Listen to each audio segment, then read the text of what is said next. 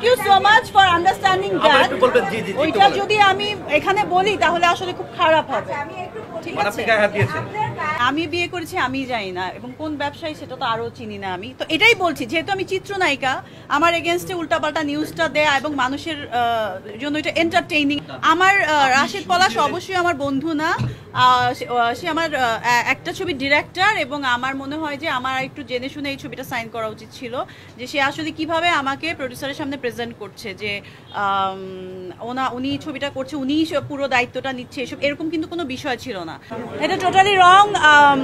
আমার সঙ্গে ডিল ছিল 8 লাখ টাকার, তারপরে ও বলছে যে প্রডিউসার টাকা দিচ্ছে না। পরে এখন জানতে পারলাম প্রডিউসার থেকে সে আসলে সব টাকা নিয়ে গেছে।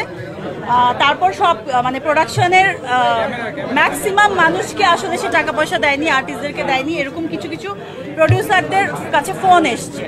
তো এটাই আমাকে, যেহেতু প্রডিউসার ওরকম কাউকে এখানে চিনেন না, একটু কম চিনেন, জানেন, তো বলছি এরকম কেন হচ্ছে। আমি বললাম যে আমি জানি না, আপনাদের প্রোডাকশন ম্যানেজারকে জিজ্ঞেস করেন।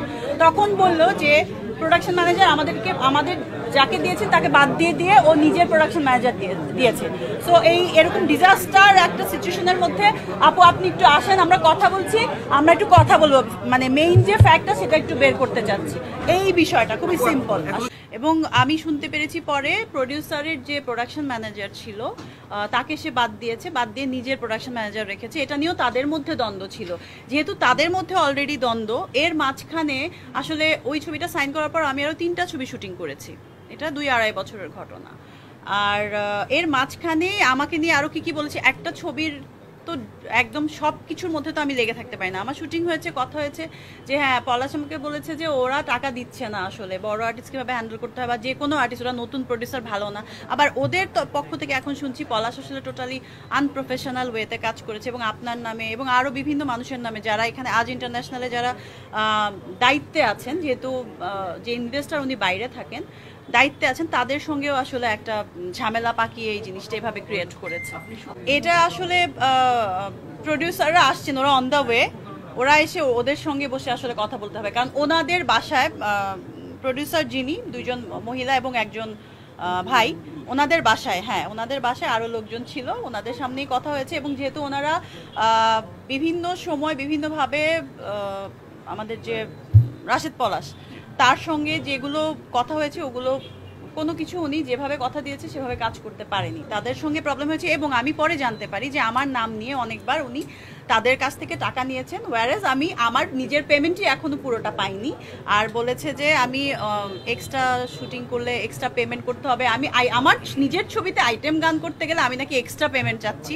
যেহেতু ওনারা নতুন প্রডিউসার, আমাকে দেখে ইনভেস্ট করেছেন।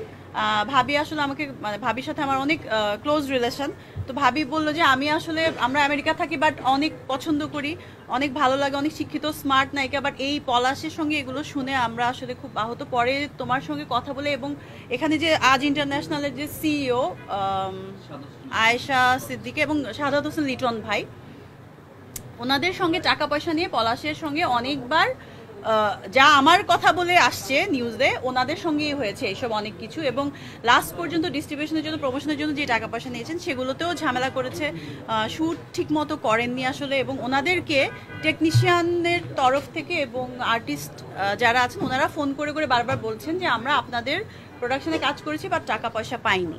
আসলে হ্যাঁ আমি ক্লিয়ার করছি, এটা নিয়ে আসলে আমার ভিডিও দেখি না এবং কোনো কিছু এরকম আসলে পাই নাই আসলে। ঠিক আছে, আমরা একটা ইনভাইটেশনে গিয়েছিলাম, সেটা হচ্ছে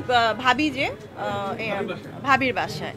তো ওইখানেই আসলে ওরা ওকে জেরা করছিল যে এরকম কেন হলো, ডিস্ট্রিবিউশনের জন্য তুমি দায়িত্ব নিলা, আমাদেরকে দিলা না, লিটন ভাই এত পুরনো মানুষ ফিল্মের, ওনাকেও তুমি অ্যাভয়েড করে গেলা, কেন এইসব করলা, সবকিছু এরকম কথা কাটাকাটির মাঝখানেই একটা বিষয় হয়েছে। আসলে এমন কিছু হয় নাই যেটা নিয়ে। এবং আমার ডেটস, অনেক দিন ডেটস নিয়ে ওই ডেটগুলো ইউজ করেন নাই। সো এরকম আসলে অনেক কিছু বিষয়। আরও ওই যে সিইও আসতে, আজ ইন্টারন্যাশনাল সিইও আসবে, উনি আসলে আরও ডিটেল বলতে পারবে। আমার এই এতটুকুই জানা, এতটুকুই আমি পার্সোনালি আপসেট এটা নিয়ে যে ও ছবিতে একটা যে স্টোরিটা ছিল, সবাই দেখেছেন ইতিমধ্যে ছবিটা, হয়তোবা স্টোরি ছিল, স্টোরি এভাবে প্রেজেন্ট করে নাই, যে গল্পটা ছিল গল্পটা নষ্ট, আমাকে যে গল্প শুনিয়েছে সেই গল্প অনুযায়ী কাজ করে নাই, এটা সত্যতা আছে। এবং আপনি যদি কানের পাশে বারবার কথা বলেন, আমি কথা বারবার ভুলে যাচ্ছি আসলে আমি কি বলতে চাচ্ছি। আমি কি বলতে চাচ্ছি আমি আসলে ভুলে যাচ্ছি। এড়িয়ে যাওয়ার কিছু নাই, আমি এখানে আসছি টোটালি ফেক। এখন আসলে ছবিটা দেখার পরে অনেকেই আমাকে, যেমন জ্যাজ থেকে ছবিটা গেছে, আজিজ ভাই আমাকে বললো যে আপু আপনি এরকম একটা পরিচালকের সঙ্গে কেন কাজ করেছেন, আপনি তো অনেক ভালো ভালো ছবি করেছেন, এত গ্যাপ দিয়ে আপনি কাজ করেন ভালো কাজ করার জন্য, আপনি কেন এই কাজ করেছেন, এই ছবির কোনো গল্প নেই, আগা মাথা নাই, কিছু নাই। তো আমি বললাম আমার গল্প, আমাকে তো এভাবে যত ডেট দেওয়া ছিল সেই ডেটগুলোও ইউজ করেনি।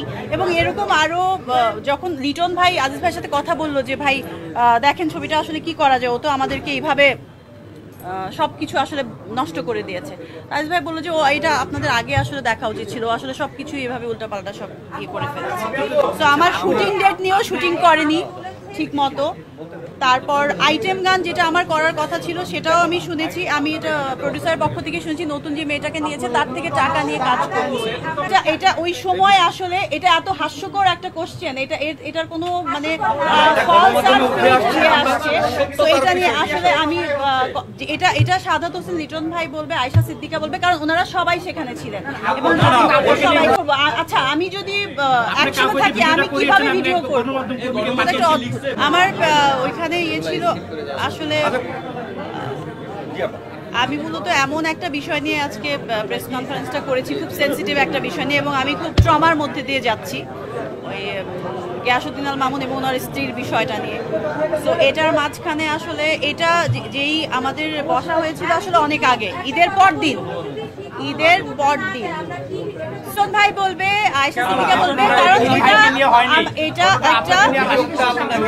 এটা কি ভিডিও কেউ ভিডিও দেখেছে বা এখানে কেউ উপস্থিত ছিল? কোশ্চেন নিশ্চয়ই আমি এমন কিছুর জন্য এটা অ্যাভয়েড করছি, এরকম কিছু আসলে হয় নাই যেভাবে নিউজটা আসছে আসলে, ঠিক আছে? সো এরকম কিছুই হয় না। আমি তো অনেকবার বললাম যে ওইখানে বসা হয়েছে, কথা হয়েছে, এমন বিষয় হয় নাই যেটা নিয়ে এভাবে আপনারা মানে বলছেন যে এটা হয়েছে কি হয়েছে না। এটা তো লাইফ এন্ড ডেথের কোনো বিষয় হয় নাই। ও সবাই তো আমার কাছের কি আলাদা। Not at all.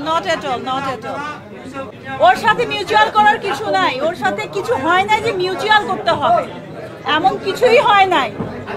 Totally fake, মানে এত নিউজ, মানে এত ফেক নিউজ হতে পারে, এটাই সবচেয়ে অদ্ভুত বিষয়।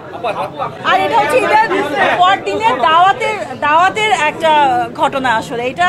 এইটা নিয়ে যে এতগুলো নিউজ হয়েছে বা এত কিছু হয়েছে, যেহেতু আমি আমার রেস্টুরেন্টের ওই বিষয়টা নিয়ে মানে ইনভলভ ছিলাম, খুব বিজি ছিলাম, এই এতগুলো যে নিউজ আসছে কিভাবে আমিও জানি না আসলে। আর যখন নিউজ আসছিল তখনকার ঘটনা না, এটা অনেক আগের ঘটনা।